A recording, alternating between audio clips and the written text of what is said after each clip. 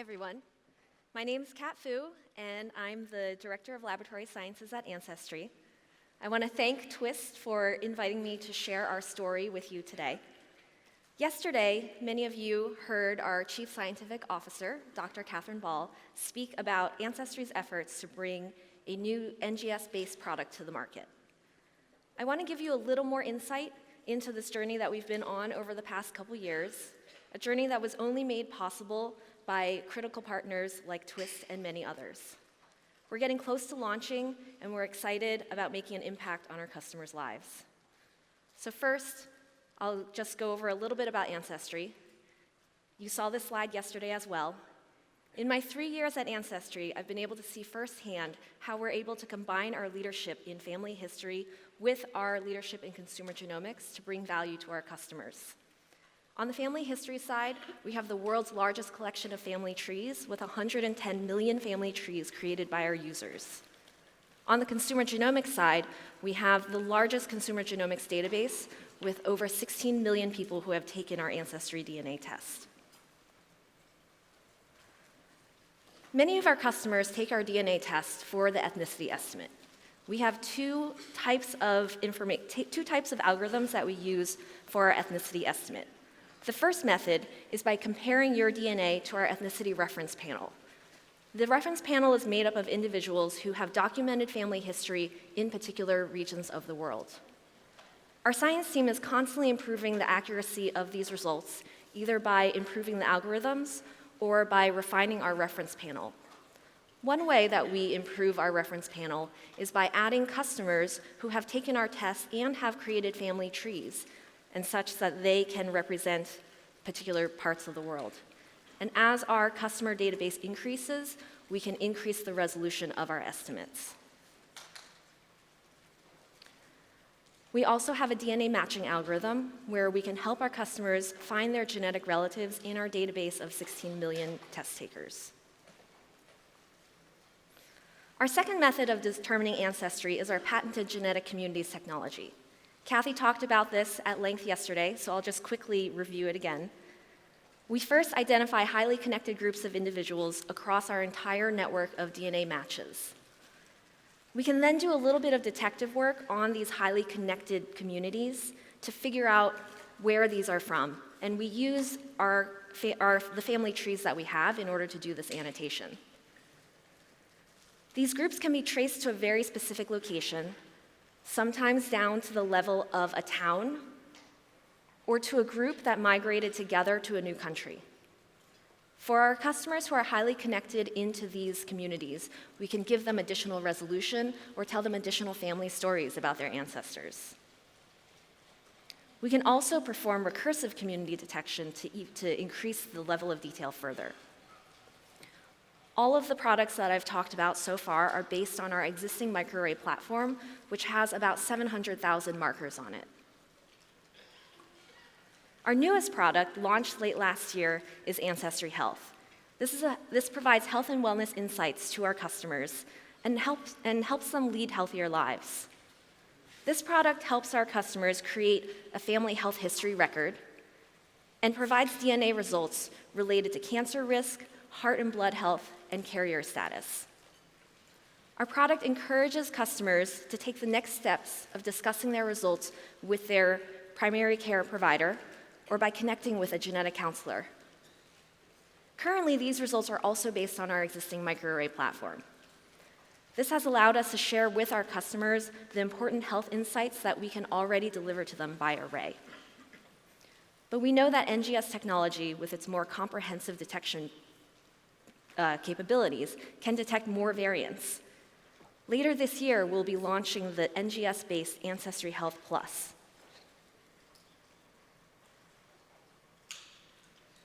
When we were thinking about the type of NGS assay that would support what we needed, we realized we had two high-level requirements. The first, that we wanted to use NGS, and specifically we wanted to use the exome to provide more comprehensive insights for our customers. But we also wanted to continue providing our customers with the full Ancestry DNA experience, including finding their relatives among all of the people who have already taken our tests and have been genotyped by array. So why did we prefer an exome? Why not a targeted panel? You might argue that a targeted panel is the right approach if we want a product that emphasizes medical actionability, because the number of genes that can be considered medically actionable is limited. There are a number of reasons why we were hesitant to adopt a targeted panel. One is that the definition of medical actionability will be revised over time as our knowledge of the genome increases. In addition, we want to offer both health and non-health products, such as wellness and other traits, which would go beyond the scope of medically actionable genes. So why not go in the other direction and do the whole genome? So as Kathy mentioned yesterday, even with cost improvements in sequencing technology, it's still too expensive for the type of price point that we want to be able to offer our customers. In addition, our sample type is self-collected saliva, and saliva has other complexities, including containing variable amounts of non-human DNA. And the exome capture process mitigates some of that issue. So how should we combine the exome and the array? We had 4 high-level requirements when thinking about the different ways we might combine this information. We needed high-quality genotypes for reporting Mendelian health conditions back to our customers. We wanted to enable a consumer price point that was accessible to everybody. We wanted a process that could be scalable. And we had an abbreviated timeline because we wanted to bring this product to market as soon as possible.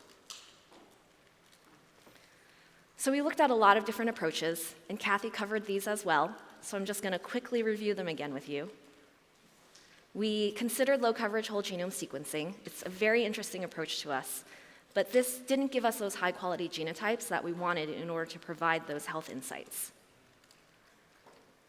We thought about high-coverage whole genome sequencing. We could take all the information from the exome and our array, but this doesn't meet our cost constraints.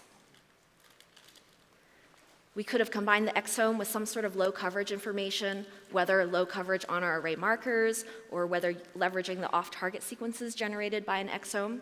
And again, these are really interesting approaches, but required more development time than we had for our initial launch. We also could keep these 2 types of data separate, which would be a faster path to launch, but has some complexities in terms of the logistics of execution. And so the approach that we settled on was using an exome combined with a reduced set of SNPs. So I'm going to tell you quickly a little bit about those efforts to select the SNPs and how they did on our algorithms. And so again, you'll have seen this content yesterday as well, so feel free to zone out for a couple minutes. We selected about 250,000 SNPs from our existing array platform in order to be backward compatible with our ethnicity and matching algorithms. It was really important for us to reuse those SNPs that had appeared on our arrays. To select these SNPs, we leveraged our ethnicity reference panel. Currently, we have 40,000 individuals representing 60 regions in that reference panel. We selected SNPs to maximize the amount of information that we could capture from the diversity of those samples. This reduced SNP set works well with our ethnicity algorithm. It works well with our matching algorithm. And that's part 1 of the story. We spent a lot of time choosing our approach and choosing the right set of SNPs. So the second part of my story, as Brian alluded to, started at AGBT 2018. I attended that meeting with my colleague Cecily Vaughn, and the 2 of us sat in a presentation just like this one when Twist announced their exome. We had a brief discussion with the Twist folks at the party afterwards. At the time, we had started down this road of developing our list of SNPs, but we hadn't really finalized our approach. But we really wanted to know how well was this actually going to perform if we wanted to build such a huge custom panel and combine it with an exome. And I still have in my inbox this email from Emily after we chatted that evening and proposed this idea. In the following months, Twist synthesized our panel for us and showed us what their platform could do. In our pilot study with Twist, we synthesized our prototype panel of 250,000 SNPs, and Twist blended it with their exome at different ratios. As you may know, the twist exome has a fairly small genomic footprint compared to other exomes on the market. And this we found to be an advantage because it allowed us the flexibility to pick and choose the additional content that we wanted in the assay. We evaluated a number of criteria. I'm just calling out a few of them here. We looked at the coverage of our targets. We looked at the evenness of the distribution of that coverage. We looked at off-target and duplication rates. So first, I'm sure I don't have to tell this audience, but just to remind you, the exome consists of targeting pretty much all of the exons in the genome. And for each of those exons, you design a bait, and you expect that bait to pull down that corresponding sequence, and you'll get some of the surrounding sequence as well. But if you think about targeting a SNP, the issue is that your SNP is just that one base, but you have to put an entire bait on top of it. So you're going to capture that whole bait sequence along with the off-target sequence around it. But only the data that overlaps that single base is actually useful for genotyping that SNP. So this was one of the compromises that we made when deciding to combine the exome and the SNPs into a single assay.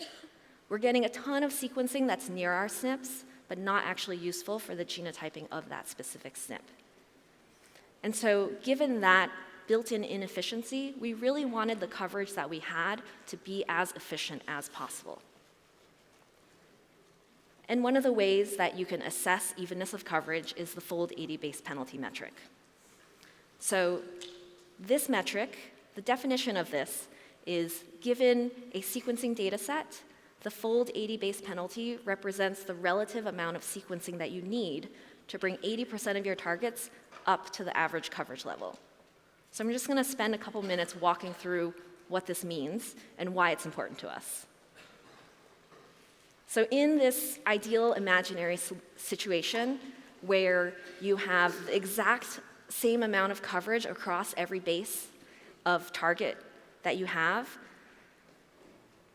this would never happen in real life. But in this situation, all of your target bases are at the average coverage. And so if you plotted the distribution here, you would get a single peak at the average coverage, telling you that every single base in your target was perfectly covered. And so the fold 80 for this imaginary situation is 1. You don't need any additional sequencing. You already have it all. You don't need any additional sequencing to bring 80% of your targets up to the average coverage level. In reality, your data might look something more like this. So you'll have some targets that are more highly covered, some that are more lowly covered. You'll have some sort of distribution of coverage around each target region. And so what you end up with is a distribution of coverages around the mean. And so what does that mean? How do you think about this in terms of fold 80? So fold 80 is where you want 80% of your targets to be above the mean. So in this diagram, if you imagine you have to sequence extra to sort of slide that whole distribution over to the right, such that the gray dotted line here that represents where your boundary of 80% of your targets is, lines up with where that green dotted line is, representing the average coverage of your original data set. And so if you have a sample that has better uniformity or a better fold 80, you'll have a more narrow distribution around the average coverage. And your sample with worse uniformity has a more broader distribution around the average.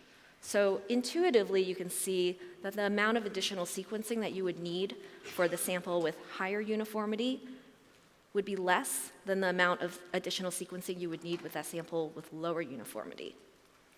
And so the way to think about these fold 80 values is if, for example, your fold 80 is 1.5, that means that given that particular data set, you would need to sequence 50% more deeply in order to increase the coverage of 80% of your targets up to where the mean was in your original data set. And so in our twist pilot, we were hoping for fold 80 values under around 1.6. So how did this look? So we asked Twist to look at fold 80 values of the exome and the SNP separately. The fold 80 values for the exome were about 1.4, and the SNPs were just under 1.6. So that seemed pretty good to us. The duplicate rates for 2 different depths of sequencing are shown here. They were in the low single digits, which was also very good. The off-target rates varied depending on the mixture of the exome and the SNPs, as well as different library prep conditions. In our initial pilot, we saw off-target rates ranging from about 16 to 23%. Oh, I forgot to say when I was talking about fold 80. One important thing to note about fold 80 is that the off-target sequences are not accounted for in the calculation of fold 80. So you do need to look at both of those metrics because they are not related to each other. So in the months since we did our initial pilot with Twist made a number of additional improvements to the protocol and accommodated a number of requested changes to the custom panel. So the first one that I want to tell you about is about Twist reducing the hybridization time down to 4 hours. Twist was able to update the protocol such that they could have this shorter hybridization time without really affecting our fold 80 evenness of coverage. Twist also made other changes to the hybridization that improved our off-target rate down to about 10%. In addition, we asked Twist to add in some extra probes. They were able to synthesize that and spike that into our custom panel. Twist also rebalanced the panel based on the actual sequencing data that they generated using these probes. In the initial panel, you can see here that there is a relationship between the GC content of the probe and the representation of that target in the final sequencing data. After rebalancing, you can see that the GC bias is greatly mitigated. In addition, the rebalanced panel had a better fold 80. We even did a larger revamp of the entire panel. As I mentioned, when we first started talking to Twist, we hadn't yet finalized our approach. Because of the flexibility of Twist's platform, they were able to take our new design with 250,000 SNPs and synthesize that for us.